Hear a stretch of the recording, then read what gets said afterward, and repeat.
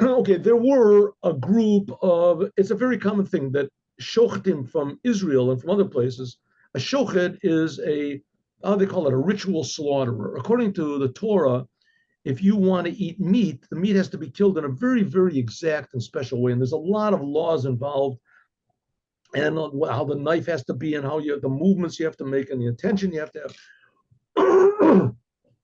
A lot of laws, and you have to know these laws. If you want to be a ritual slaughter, you have to also be a God-fearing person. So there's a lot of shochatim in the world, especially in Israel. There's Jews that know how to do it. But in Israel, there's not that many cows. And also there's a big problem slaughtering cows in Israel, that if it's not kosher, if you make a mistake, because there's a very easy to make a mistake in slaughtering, and the cow is not kosher.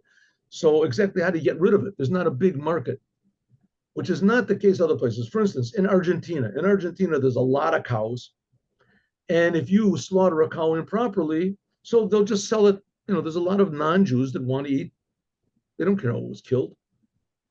Okay, so there's groups of Chassidim that go down into Argentina, and of course they're tested and everything, and they have to have their credentials, and they go down there for a month, however long it is, 2 months, and they slaughter cows and chickens and other cattle, sheep.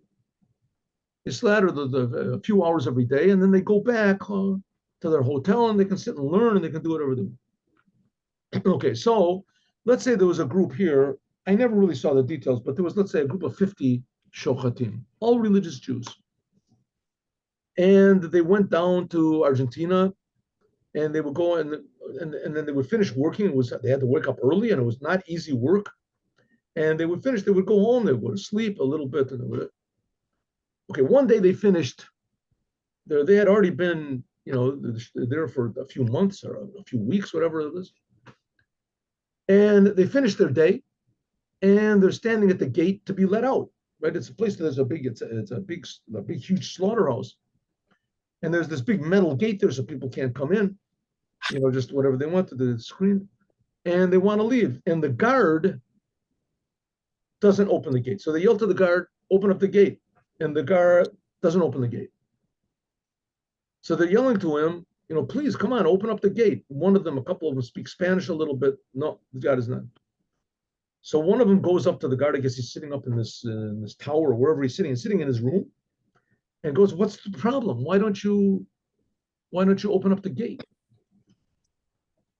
So the Paul, you just came in, so I'll tell you the story. There was a group of the shochtim, of religious Jews that slaughter cattle, and they went down to Argentina. There was a big group of like 50 of them, and they were slaughtering. It's a big slaughterhouse. The slaughterhouse is like an hour's drive from the city, and so they would bust them out there, and then when they would finish the day, they would leave and go back. Okay, so they finish their day and they're going back, but the guard does not open the door to let them out. So they tell the guard, "What's the problem?" So one person goes up to the guard and says, "Come on, open up the door. We want to go on." The guard says, "No, no, no, no, no. There's one person that's missing." So they say to the guard, "What are you talking about? I mean, maybe some sort of a genius. How do you know?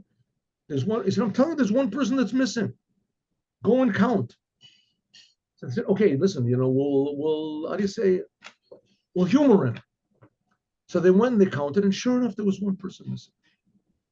And they asked around who was the one person missing. There was this one Chassid, from America, a very quiet sort of a guy, and he didn't stick out, and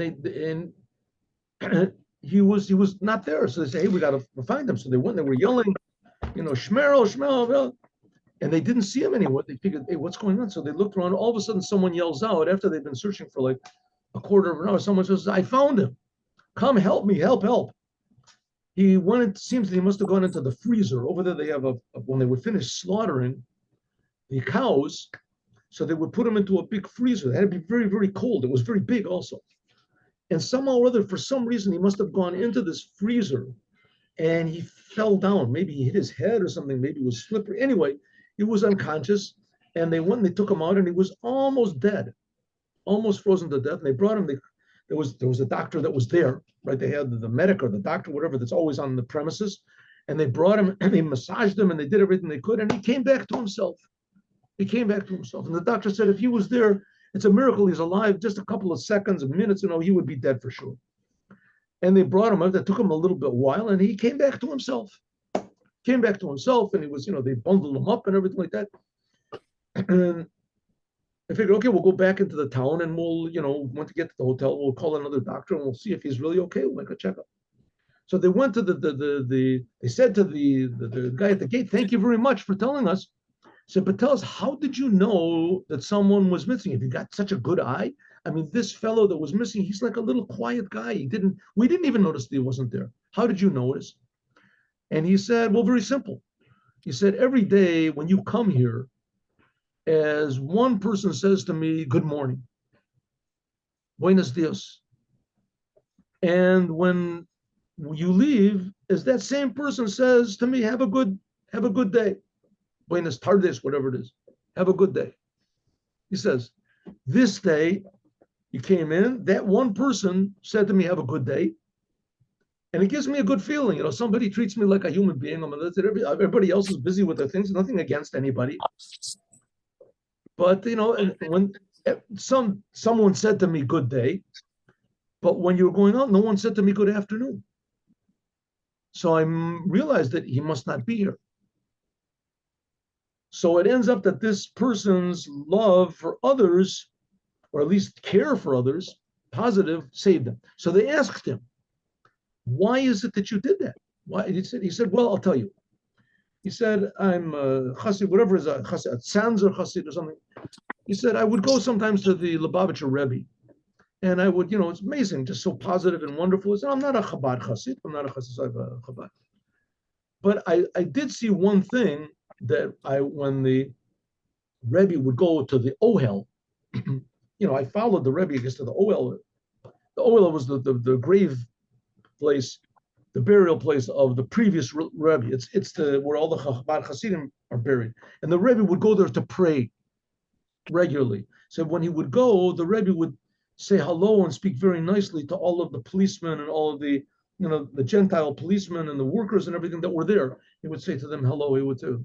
And I thought, good that he learns Torah and that he knows how to speak and that he's a big genius and then this, everybody's different. But that he's so nice to everyone, so that's something I can really learn. The Rebbe's holiness and that, I don't know, I can't learn that from that, But to be a nice person to everyone, I can learn. And that's how I learned. I learned that. And from then on, anytime I meet a Gentile I talk to, I say hello and we have a conversation. I learned from him that. So we can learn, that's the 3 weeks that we're in now, is because the Jewish people did not see anything good in one another. And to the degree that when nature abhors a vacuum, if there's no positiveness, so rushes in all the negativeness, and there was actually hatred between one Jew and another, and a lot of times for absolutely no reason at all. Which, by the way, you can always ask a question, what do you mean? It says, sinat chinam, hating someone for no reason at all. Is there such a thing as hating someone for no reason at all? At least you have a crazy reason, but to hate someone for no reason at all, just to hate it. Why would you hate him if there's no reason? It says it depends what comes first.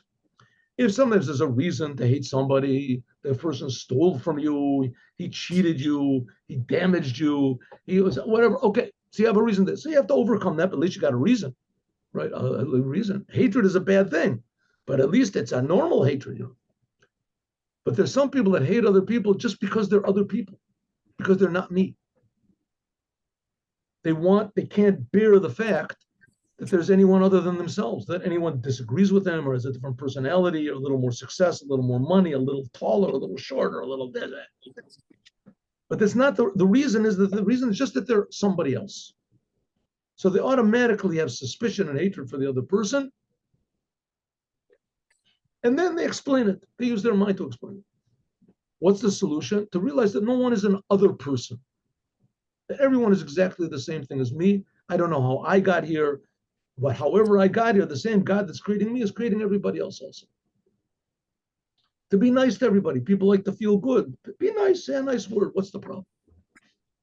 With that, we will certainly be in the future redemption, and we will be dancing with Mashiach now this Shabbos is Shabbat Mavorchin, the Shabbos that blesses the whole next month. May you all be blessed. A second story because of Shabbat.